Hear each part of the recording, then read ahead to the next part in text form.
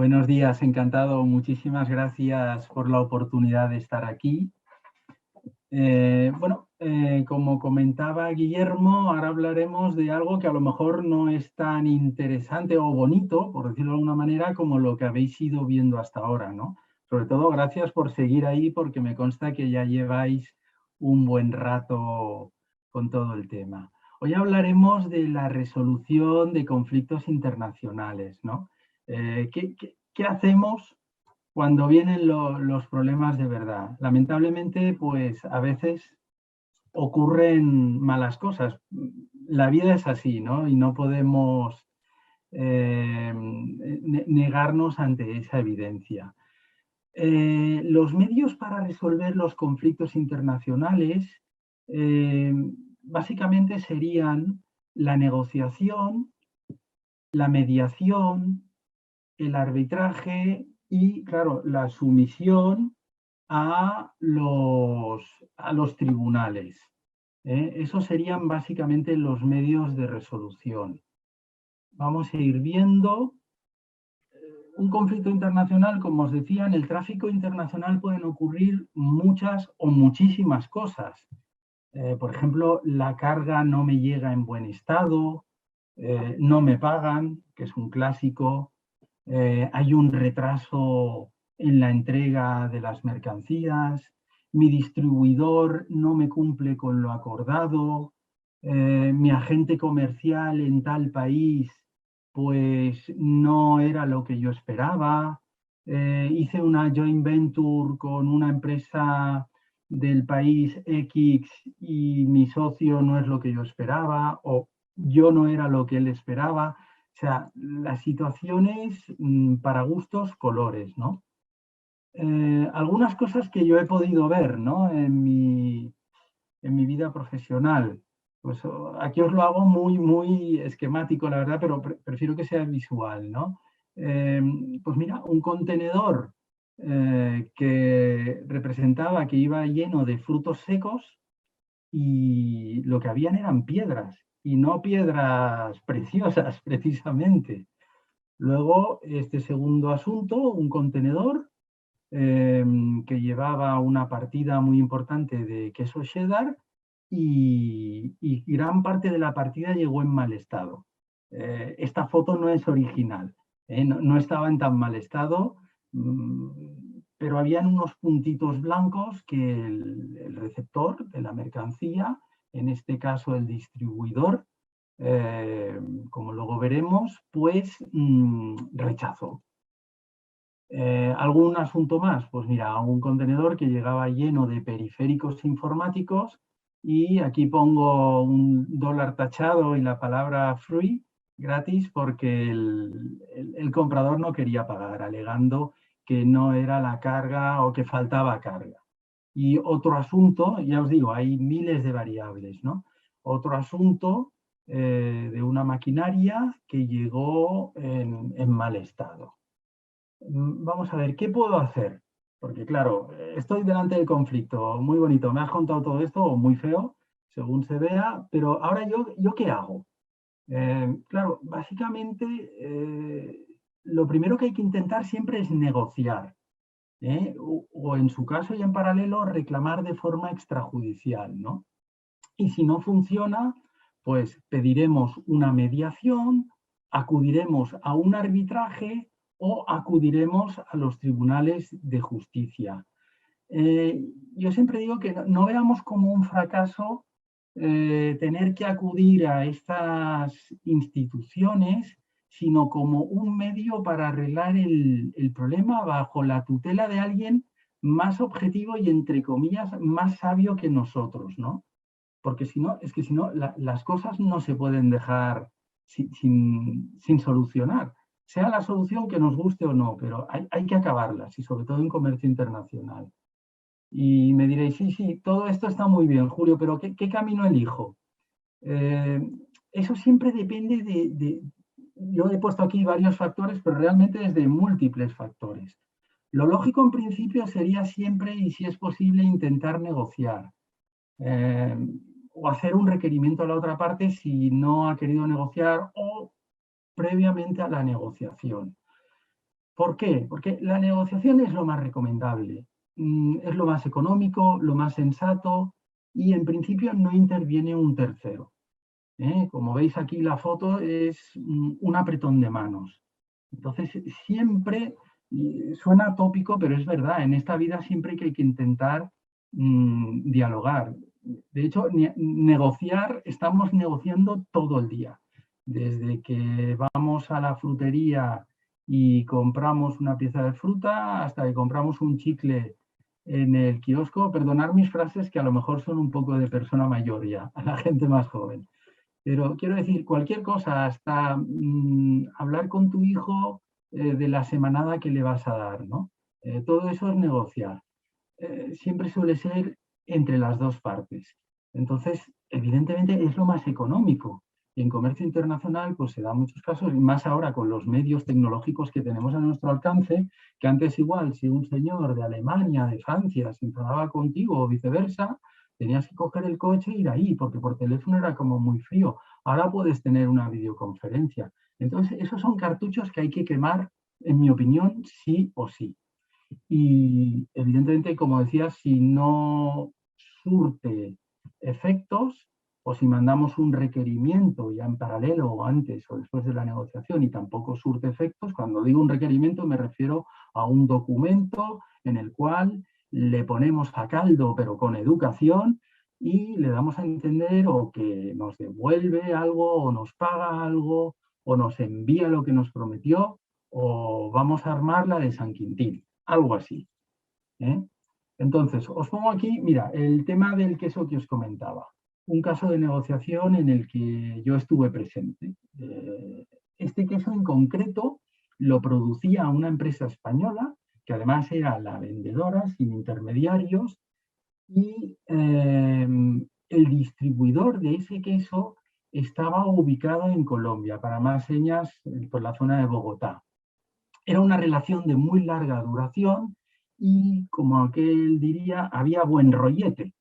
Pero claro, el distribuidor, que como sabréis, y si no os lo explico muy brevemente, un distribuidor tiene un acuerdo con, en este caso, el productor o la marca, en este caso de los quesos, para comprárselos y revenderlos en el país donde pueda realizar su actividad según previo acuerdo a un precio un poco mayor y en su diferencial pues está el beneficio. Claro, los señores de Colombia que cogieron el avión y se presentaron aquí nos dijeron, bueno, yo no era el productor, era su abogado, nos dijeron, oiga usted, yo voy a perder dinero con esto. Sé que tenemos muy buena relación, pero algo tengo que hacer. Y después de días y días de negociación se llegó al acuerdo, bueno, de reponerle parte de la mercancía que había llegado dañada a coste cero.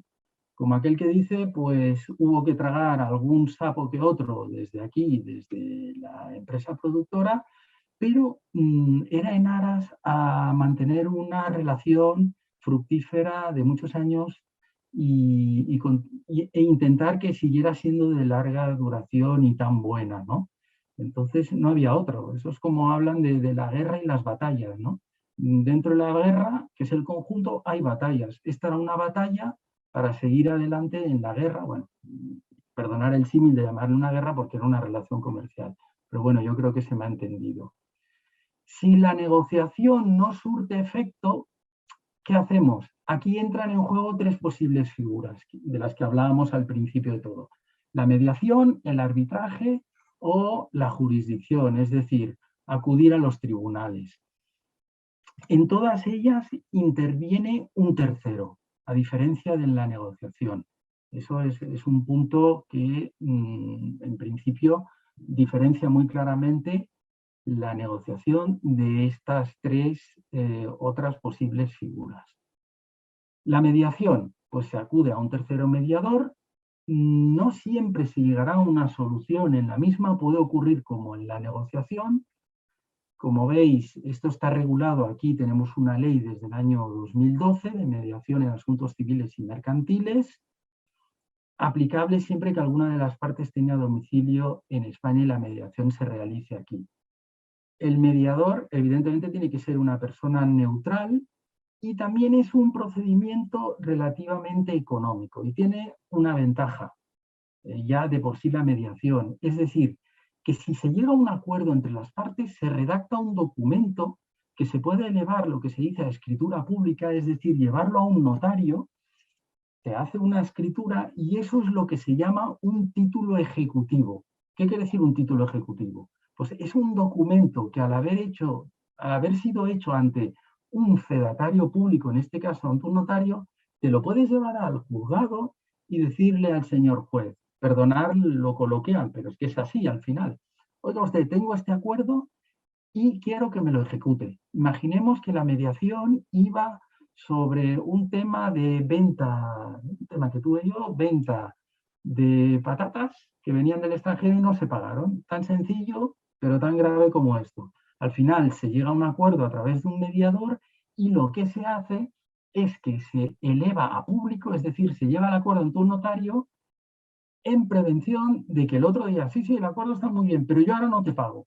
Pues con eso nos fuimos al juzgado y le dijimos, a través, evidentemente, de un procedimiento judicial, utilizando la ley de enjuiciamiento civil española, oiga usted, estos señores reconocen aquí que me deben este dinero, pero no me han pagado. Y el juzgado, en este caso, ya puede entrar directamente a ejecutar.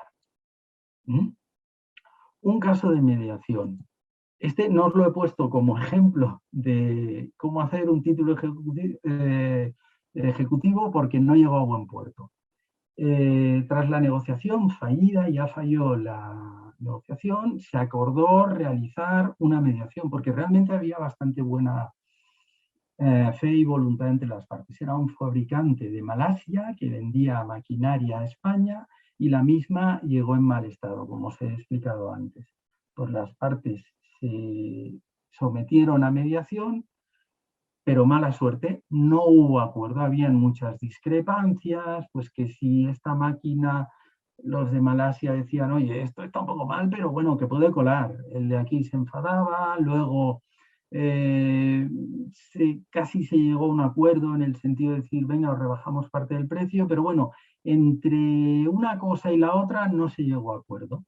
Y al final tampoco se fue ni a arbitraje ni a juicio, porque primero hubiera sido bastante costoso y por otro lado, al cabo de unos meses, hicieron otro negocio.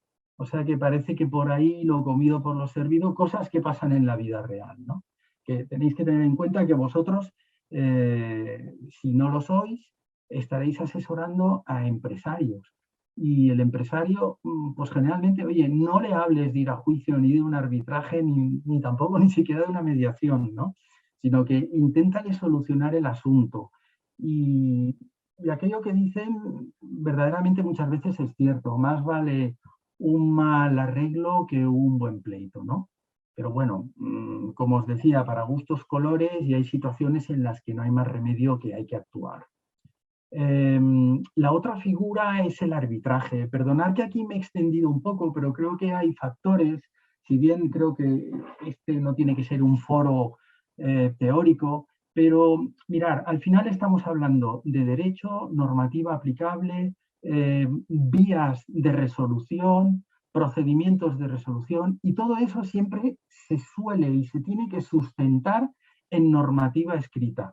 Es como el juego de la oca.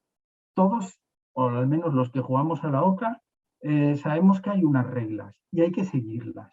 Entonces, es importante nunca perder eso de vista, como nunca perder también que en el fondo de todo asunto también hay una regulación, a lo que luego iremos más adelante. Entonces, el arbitraje, como os decía, pues es un método de resolución de conflictos en el que dos o más partes, en virtud de un principio de autonomía de la voluntad, deciden someter la controversia a la decisión de uno o más árbitros. Con ello excluyes ya la vía judicial, como también veremos.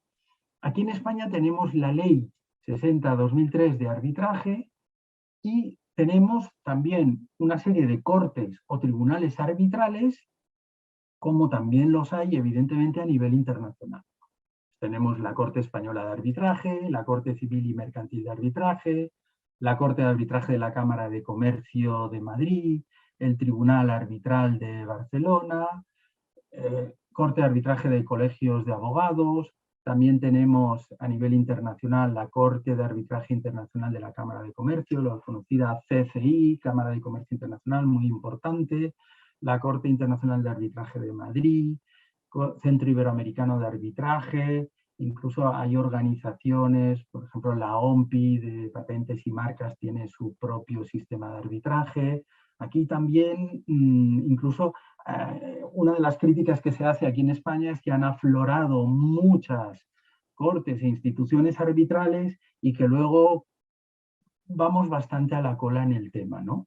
Entonces, bueno, pues como sabéis, al ser arbitraje internacional también se puede captar conflictos del exterior, pero no viene tanta gente como la que desearíamos, o al menos los tribunales arbitrales, ¿no? Como os decía, reglas para todo. O sea, cada corte arbitral elabora su propio protocolo o reglamento de funcionamiento. Si bien habéis oído hablar, supongo, por ejemplo, la ley de enjuiciamiento civil, cuando hay un procedimiento en el ámbito civil, que son casi todos los que tienen, o sea, es la manera en que se ventilan asuntos de comercio internacional cuando se tocan aquí en España, porque son temas civiles o mercantiles, por regla general.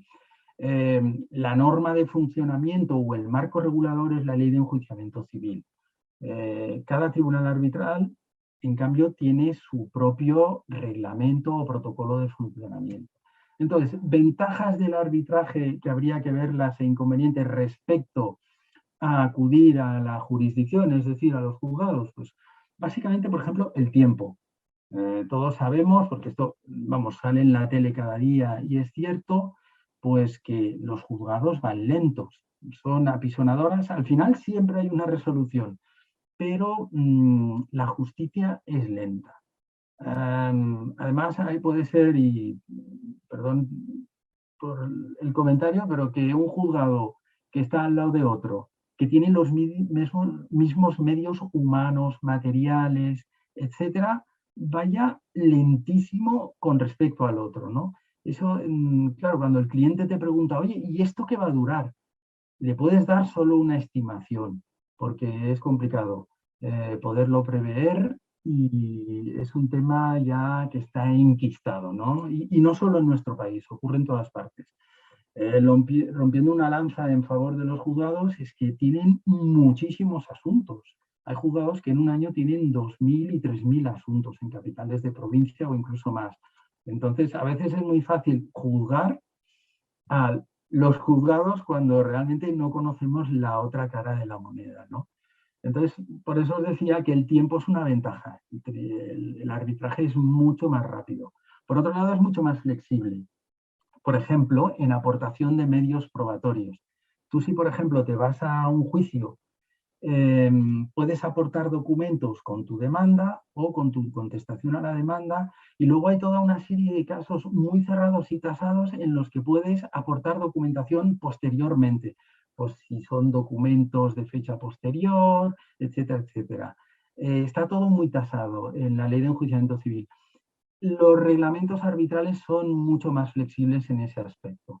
Luego, además, las partes pueden elegir el idioma, cosa que no le vayas a pedir a un juez de ningún país. Es decir, yo no puedo llegar a Francia si quiero demandar ahí a un señor francés y decirle al juez, mire, como yo hablo con él en español o nos entendemos en inglés, si no le importa, haremos el juicio en inglés o en español y nuestros abogados también. Y si a usted no le importa, nos contesta en ese mismo idioma. Eso no vale. En un tribunal arbitral se puede hacer. Otra cosa es que pidas, claro, que se hable en Zulu, con todos mis respetos, o en Esperanto, también con todos mis respetos, y que no haya ni un árbitro que conozca esos idiomas, ¿no? Por otro lado, otra de las ventajas es que existe un convenio que se llama el Convenio de Nueva York de 1958 relativo al arbitraje internacional de reconocimiento y ejecución de laudos arbitrales, que si el país una de las partes es miembro de ese convenio, a lo mejor te será mucho más fácil ejecutar, como en el caso de la mediación que hemos dicho, el laudo arbitral ya sería también un título ejecutivo. Entonces te es más fácil ejecutarlo en ese país. Desventajas. Bueno, como os decía antes, desconocimiento un poquito de la figura en España, está bastante más usada a nivel internacional. Luego, si sometes el asunto a una corte arbitral, hay gran profesionalidad, pero a veces te puedes encontrar que como son ellos los que designan los árbitros de acuerdo a su reglamento, perdonad un momento que voy a beber, perdonad. Gracias por la espera. Pues como son los árbitros los elegidos por la propia institución arbitral, te puedes encontrar que a veces la calidad técnica del árbitro en concreto no sea la adecuada para tu tipo de procedimiento. Eso puede ocurrir, ¿no? Y por otro lado, la desventaja es que se cierra el sometimiento a la vía judicial. Es decir, si tú eliges ir a arbitraje, luego no te puedes ir a un juzgado, solo en casos súper concretos o imaginemos que las partes, que sería algo muy raro, no les ha gustado a ninguna de las dos partes el arbitraje, se dan de la mano y se van a un juzgado. Pero eso me parece que sería bastante raro. Luego, tipos de arbitraje. Perdonad que sea un poco teórico, pero creo que es importante porque se habla mucho del arbitraje y a veces no se puntualiza estas tres tonterías o detalles y creo que sirven como base para tenerlo todo más claro.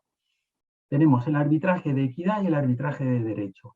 Básicamente el de equidad es que el árbitro que emite el laudo arbitral, lo que sería la sentencia en un juzgado, lo hace según su leal saber y entender y no es necesario que sea abogado. Y puede motivar el laudo, o sea, su razonamiento, su resolución, la puede motivar sin tener que utilizar argumentos legales de derecho. En cambio, el de derecho, como muy bien dice la palabra, pues tiene que estar motivado y argumentado en derecho. En ausencia de pacto se entiende que el arbitraje es de derecho. Vosotros me diréis, oye, Julio, ¿y qué interesa más, de equidad o de derecho? Mirad, hay una frase que dice, bueno, es un latinajo, es una frase muy antigua, que dice que la máxima justicia es la máxima injusticia. Es decir, tú te puedes encontrar en un caso en que se aplica estrictamente la ley y le dan la razón o no a una de las partes. Y eso puede llegar a ser una resolución injusta, porque a lo mejor el árbitro que está decidiendo o el juez, eso siempre el juez, está sujeto por un corsé que se llama ley. Si la ley dice que esto es así, el que no lo haya hecho así, lo ha hecho mal. Pero claro, hay casos en que aplicando la ley se puede llegar a una resolución muy injusta y para ahí sería ideal el arbitraje de equidad, es decir, que el árbitro mira otras cosas, no solo la ley, que además no tiene por qué mirarla, y dice, oye, yo aquí veo que sí, la ley dice esto, eso, pero tú, Antonio, Pepito, lo que sea, tú eres un cara dura, has metido a este otro en esta situación para que no te pudiera cumplir. Entonces, ahí es interesante el arbitraje de equidad. Luego tenemos el arbitraje ad hoc versus el arbitraje institucional, ¿no? El ad hoc sería pues, un arbitraje casi a medida para una situación concreta, ¿no? Que las partes llegaran al acuerdo de decir, oye, mira, nos llevamos fatal, pero no tan mal como para ser conscientes de que si nos vamos a un tribunal arbitral, este tema es complejo, técnico y no nos lo van a hacer bien. Venga, vamos a un arbitraje ad hoc. Vamos a prepararlo así. Ahí intervendrían abogados, convenciendo a las partes, etc. Y el segundo, que es el institucional, es el que os decía, es el que se rige por los propios reglamentos de las cortes arbitrales. Luego el nacional versus extranjero. Fundamental. Aquí veréis mucha letra, pero veréis por qué os la pongo. En arbitraje es que hayáis firmado previamente una cláusula arbitral. Si no, tú no te puedes ir a arbitraje si la otra parte no quiere. Es decir, en un contrato, en la documentación que se firme con el cliente. Muchas veces, como sabéis, en el ámbito del comercio exterior, a veces no se hacen ni contratos, ¿no? Pues aunque esté mal que lo diga, pero colarlo en un mensaje, en un albarán, un fax, una cláusula arbitral y que la otra parte te la firme. Porque si no estás sometido a arbitraje, si un día hay un problema, una de las partes no puede decir, pues mira, me voy, yo qué sé, a la Cámara de Comercio Internacional, al Tribunal Arbitral de Barcelona, al Centro Internacional de Arbitraje de Madrid, que son los ejemplos que os he puesto. No puede si la otra no quiere ir ahí.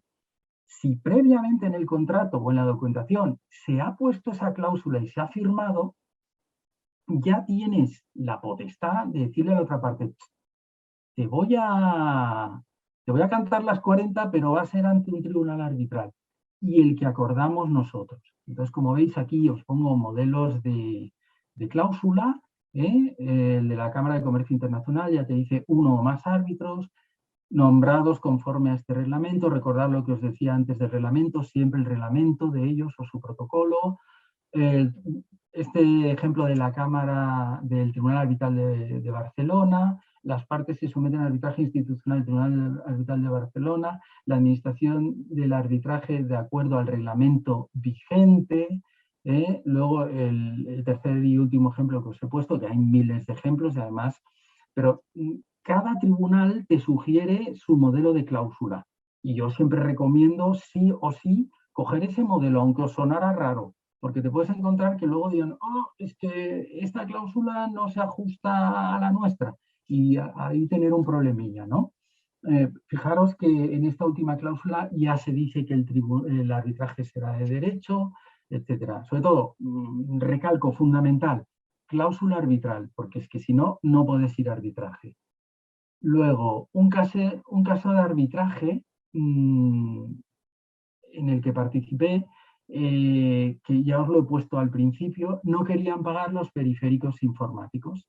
Era un vendedor holandés, el comprador era español, no estaba fabricada en Holanda, la mercancía estaba fabricada en otro país, pero él distribuía desde ahí.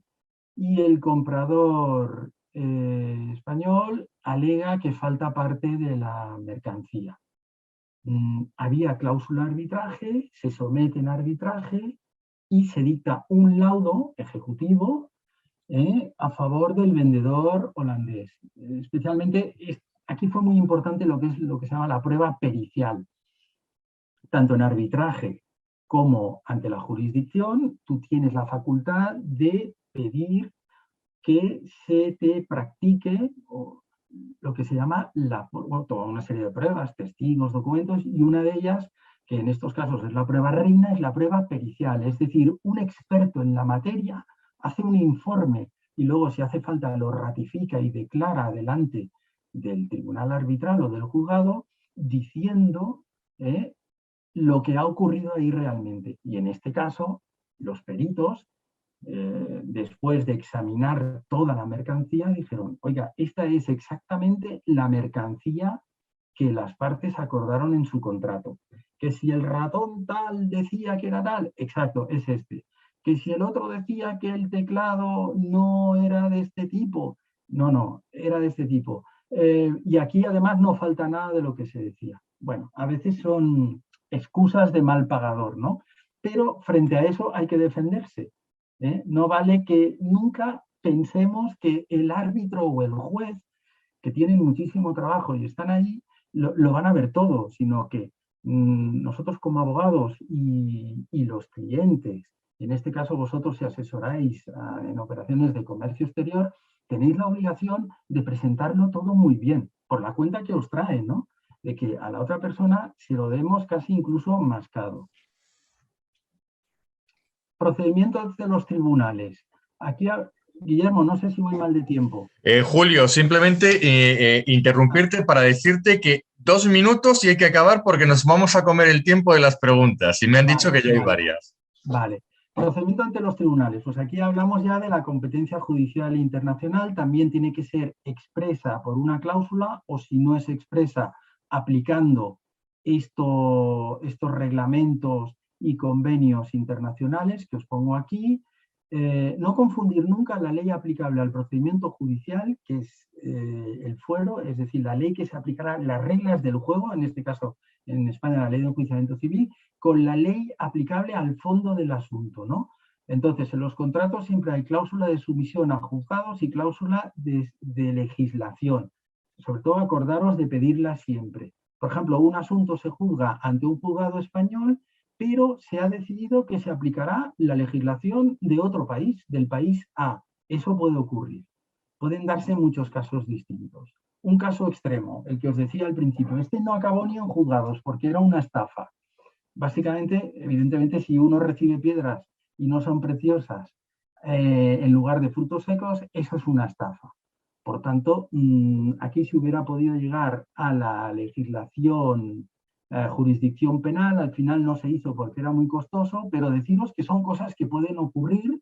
En este caso es que habían creado incluso una web falsa de venta de frutos secos, IPs falsas, era todo una mentira. Y la persona encargada de manejar la documentación no lo detectó. Un caso más normalita. Se alega que no llegaron unos juguetes y el juzgado dijo que sí, que había llegado todo como se decía y que por tanto había que pagar. ¿Qué es mejor?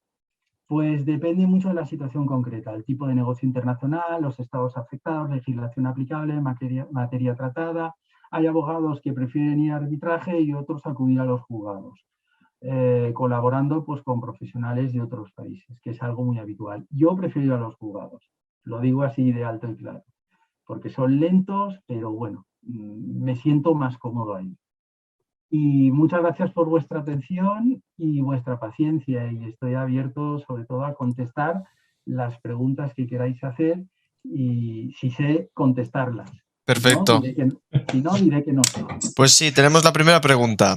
Dice así: para poder ser árbitro y o mediador, ¿qué debería estudiar tras mi formación de comercio exterior?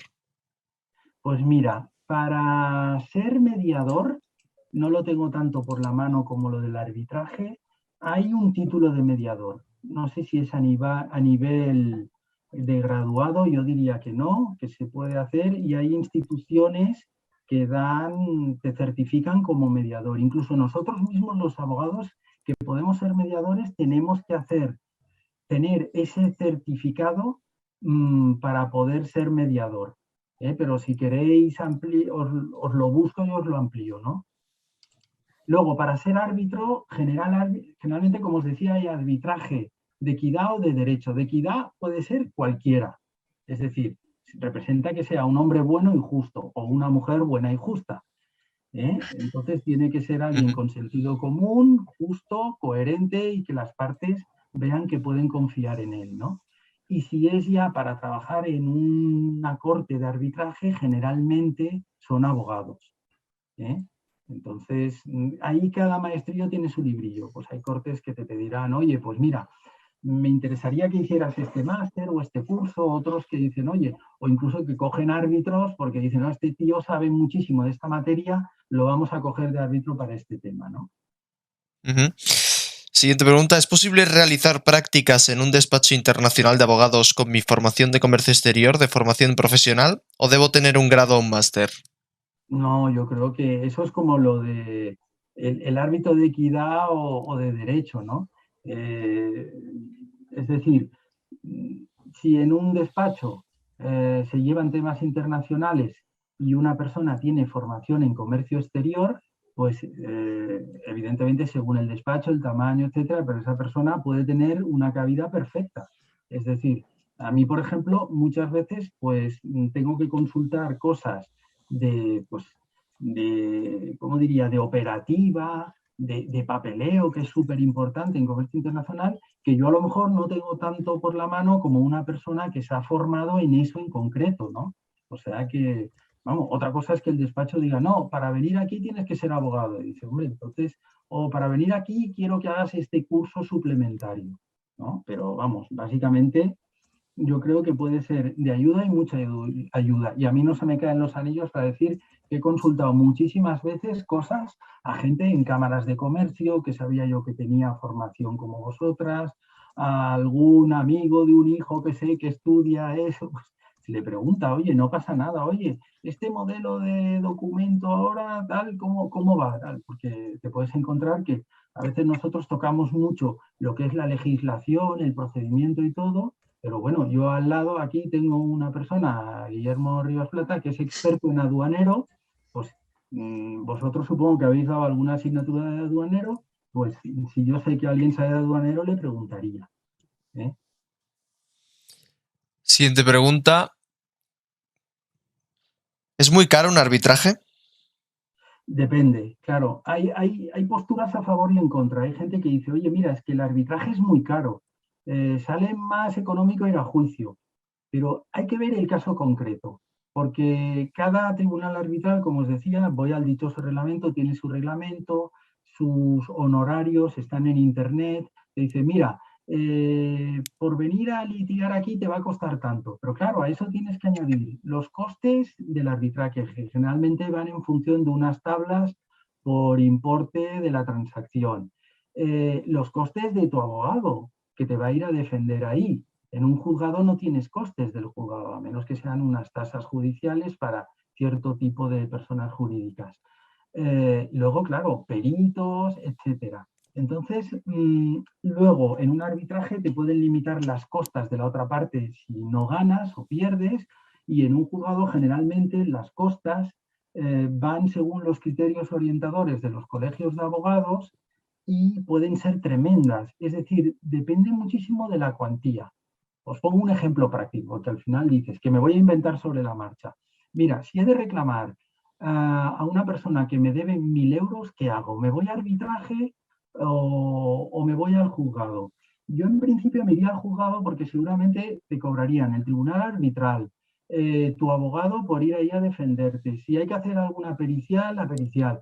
En un juzgado te ahorrarías los costes del tribunal arbitral, porque en el juzgado no te cobran, y además las costas de un procedimiento por 1.000 euros, costas judiciales, son bastante pequeñas.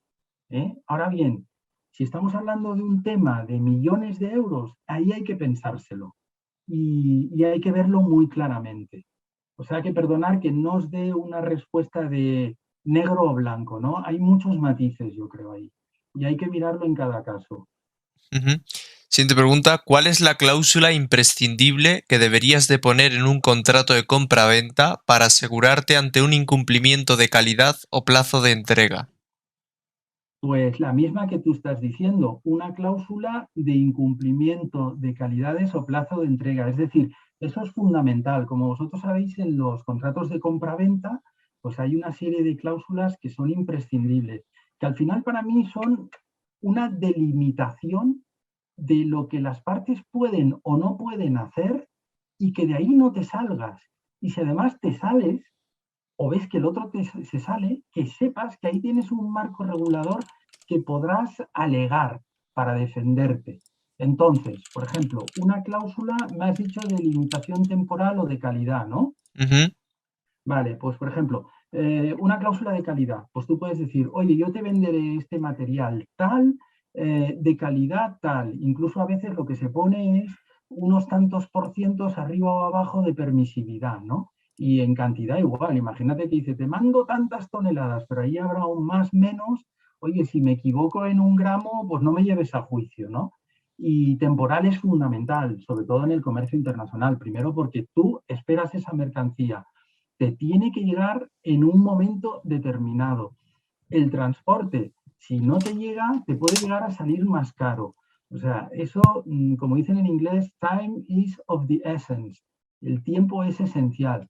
Por tanto, yo no te diré ahora cómo tiene que ser la cláusula, pero sí te diré que tiene que estar súper bien redactada, pero tampoco que sea compleja, sino que sea muy clara y que las partes, sobre todo yo creo que eso es muy importante, cuando negocien, negocien bien. No digo el conflicto, sino el contrato. Que digan, oye, si tú me tienes que mandar, ahora me invento, un contenedor lleno de canicas fabricadas en Kuala Lumpur, ¿me lo puedes mandar de canicas de esta calidad y que además me llegue en un plazo tal, y que el otro diga, sí, puedo cumplir, seguro, sí, vale, lo ponemos en el contrato. Cada día, por ejemplo, en el tema de la cláusula de tiempo, cada día de retraso vas a tener una penalización, ¿eh? Entonces, son cláusulas fundamentales. Sí, sí, sí. Vale, siguiente pregunta. Sí. ¿Cuánto puede durar un conflicto en operaciones de compraventa internacional? Oh, muy bueno. A ver, pues, bueno, muy bueno, pero muy genérico, ¿no? Vamos a ver, un conflicto te tienes que bajar a la base y decir, a ver, ¿de qué hemos hablado hoy? Negociación, mediación, arbitraje, juicio. Negociación. Una negociación puede durar tanto un día como 2 meses. Un año esperemos que no, porque yo creo que ya deja de ser negociación. Luego, una mediación va mucho más rápido. Ponle 2, 3 meses, si hay buena voluntad. Un arbitraje, según la ley nuestra, de 6 meses no te puedes pasar. O sea que eso es interesante. Y un juzgado, pues lamentablemente no te puede decir. Es decir, yo he tenido procedimientos en los que hemos entrado en el juzgado y en un año teníamos sentencia y me he dado con un canto en los dientes, el cliente estaba enfadadísimo diciendo 1 año, y otros procedimientos en los que puedes tardar 2 años. Y luego, olvídate si te empiezan a recurrir. En un tribunal arbitral, como hemos visto, o no sé si lo hemos comentado, el laudo en principio no es recurrible, solo se puede recurrir por causas de nulidad, etcétera. Y ahí lo delimitas el tiempo. En un tribunal de justicia, según la cuantía y el tipo de procedimiento y el tipo de objeto del que se está discutiendo, pues te puedes llegar a ir, os pongo como ejemplo, juzgado de primera instancia, audiencia provincial, Tribunal Supremo. Luego ya el Tribunal Constitucional no creo, porque habría que demostrar que se te han vulnerado derechos fundamentales, pero son asuntos que la lógica también y la práctica te dice que un asunto no siempre llega al Tribunal Supremo. Es decir, cuando a uno le dan en el juzgado, le vuelven a dar en la audiencia provincial después de hacer un recurso. Estamos hablando de un plazo, vuelvo a la pregunta, perdón, de que, vamos, un plazo ya llevas como 2 añitos por ahí dando vueltas. Las partes se lo pensarán muy mucho si se van al Tribunal Supremo a discutir más. Luego también es cierto que el Tribunal Supremo tiene un filtro tremendo, que entra 1 de cada 100 demandas, o sea que, o recursos, sería complicado que prosperara. Y también tener en cuenta una cosa que es muy interesante.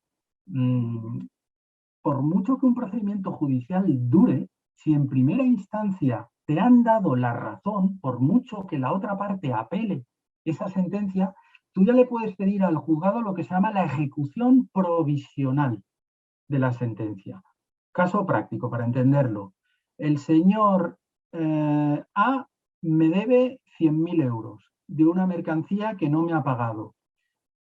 Me voy a juicio, lo demando. El juzgado me da la razón, pero el abogado del señor A, que siempre solemos ser los abogados, lo convence y le dice, vamos a apelar, que yo esto lo veo.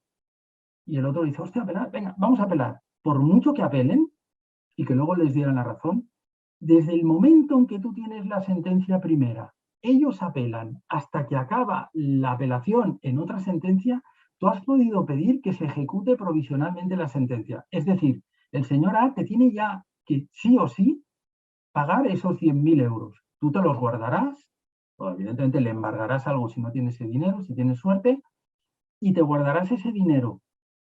Puede ser que luego te lo hagan devolver, pero el señor A no le ha salido tan bien, porque ya en el primer año prácticamente ha tenido que pagar. Perdonad el rollo, que me habías preguntado cuánto tiempo, y el que ha tomado tiempo he sido yo. ¿Qué más? Julio, muchísimas gracias porque estamos fuera de tiempo y la verdad es que son tan interesantes las respuestas que nos estás dando